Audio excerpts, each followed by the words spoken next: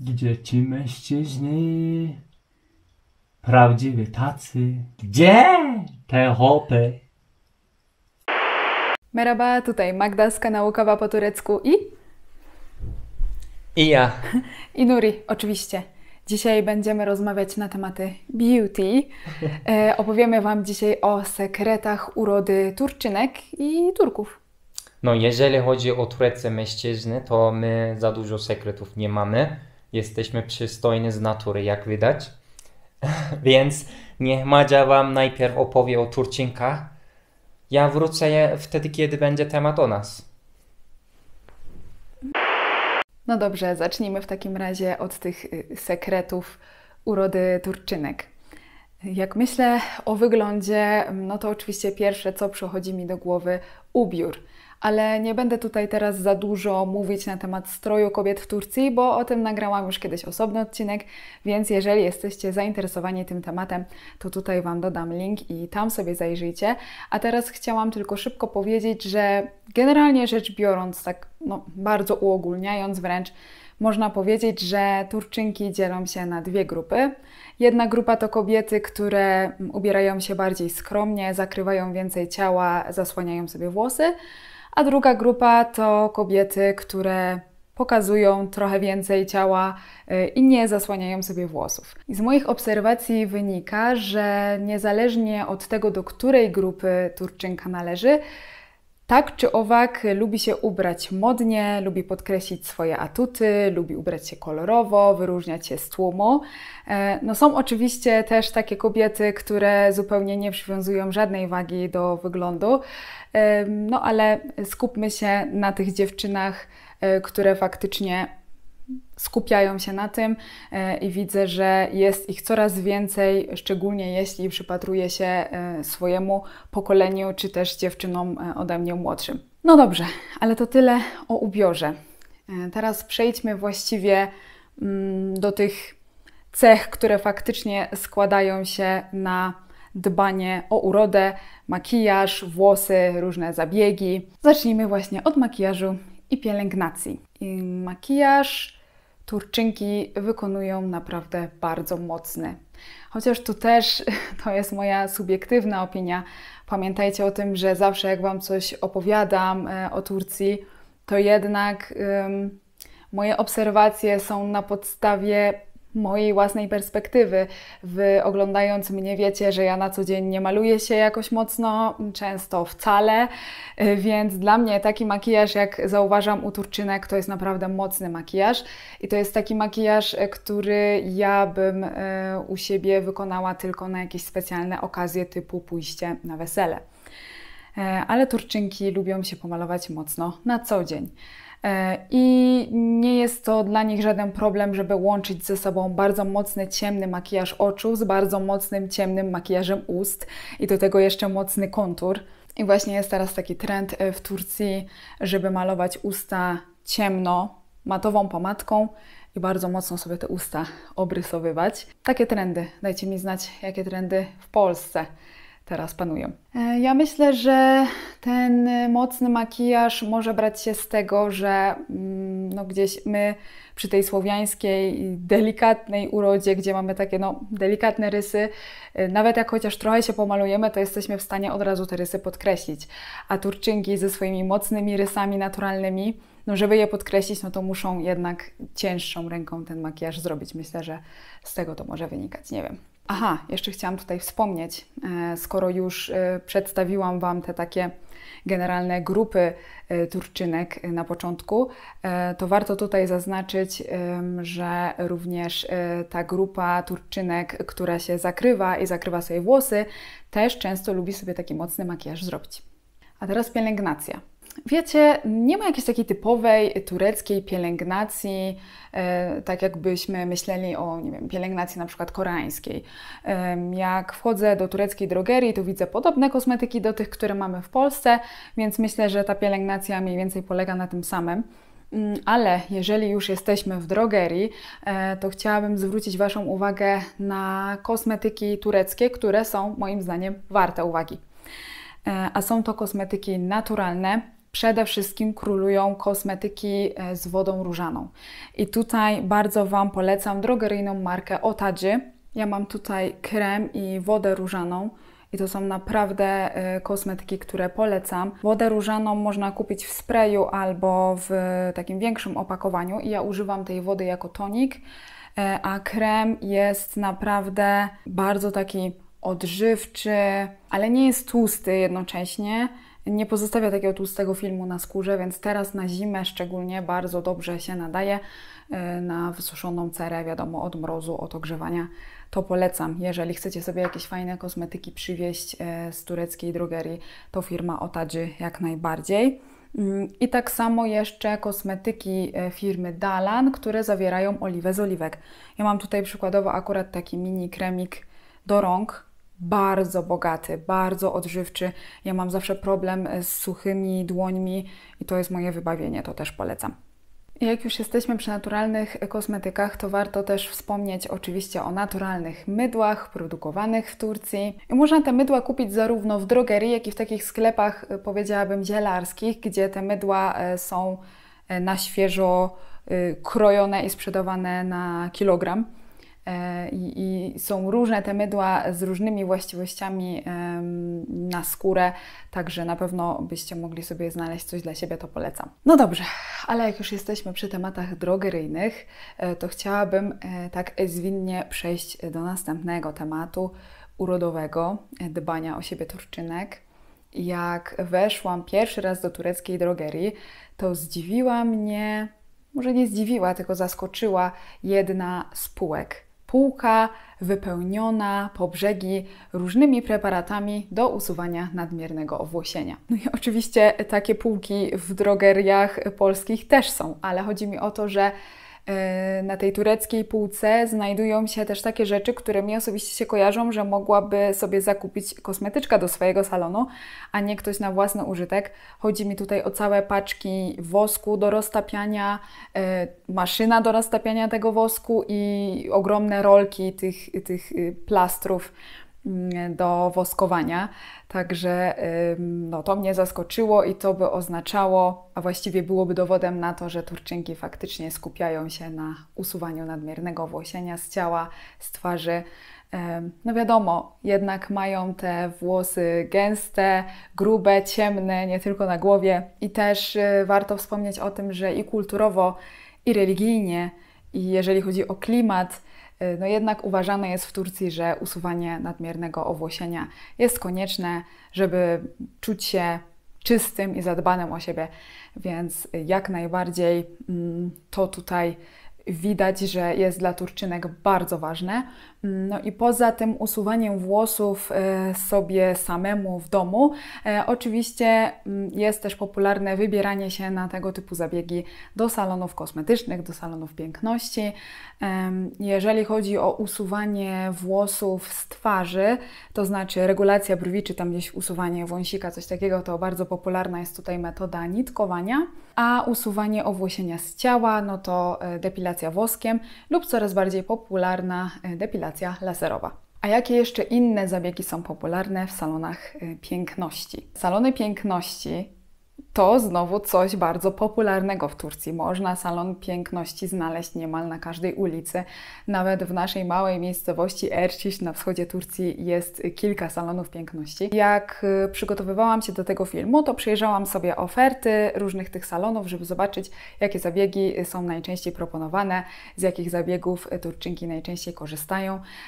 I wynika z tego, że najczęściej jest to, nazwijmy to, makijaż permanentny, to znaczy uzupełnianie brwi, najczęściej tą metodą microblading. Wydawałoby się, że większość Turczynek ma grube, gęste, ciemne brwi i nie trzeba ich uzupełniać. No ale nie wszystkie mają, a wszystkie by chciały, więc jest to zabieg popularny.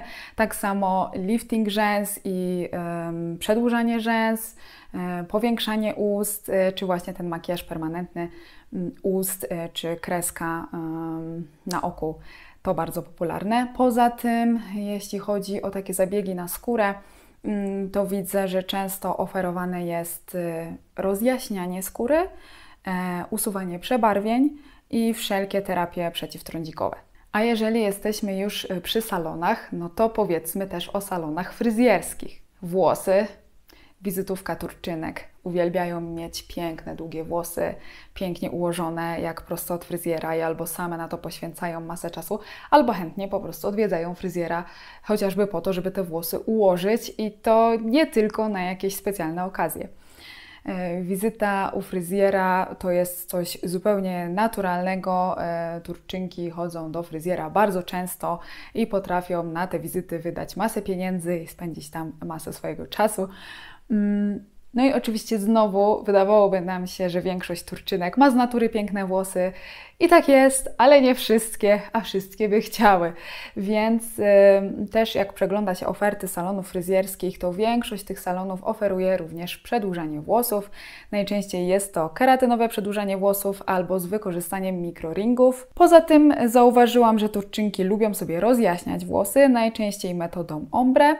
I popularne są też wszelkie zabiegi keratynowe na włosy, na przykład keratynowe prostowanie włosów. Ale ja tutaj tak mówię o tych salonach piękności, o fryzjerze, o kosmetyczce, no a przecież jak mówimy o Turcji, to trzeba